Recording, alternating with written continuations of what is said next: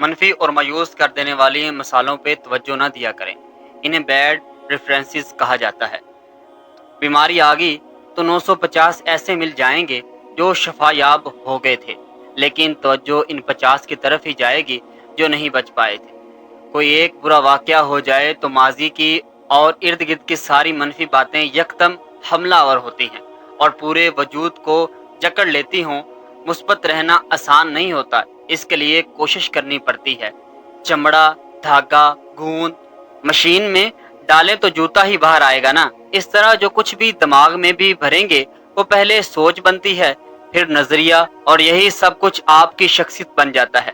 دن میں کئی بار رک کر دیکھا کریں کہ میری سوچ، گفتگو اور عمل وہ زندگی کے مقصد کی طرف لے جانے والا ہے یا ہٹانے والا ہے، کیونکہ آپ کا دماغ ایک خزانہ رکھنے والا ڈبہ ہے، کوئی بغض کینہ رکھنے والی ڈسٹ بین نہیں ہے۔ یاد رکھیں، منفی ذہن کبھی بھی مثبت اور کامیاب زندگی نہیں دے سکتا۔ ہر انسان میں کچھ نہ کچھ غلط ضرور ہوتا ہے، خطائیں، بھول چوک ہو جاتی ہے۔ جو دن رات ساتھ رہتے ہیں انہیں پتہ چل جاتا ہے۔ اب یہی امتحان ہے کہ تمام خامیوں کے ساتھ نبھایا جائے یا چھوڑ دیں۔ ہم بھی غلطیوں سے بھرے ہیں اور دنیا میں اپنے جیسے انسانوں کے ساتھ ہی تو رہنا ہے۔ اس لیے توبہ، معافی، درگزر اور صبر کی بہت اہمیت ہے۔ توڑنا نہیں، جوڑنا ہے۔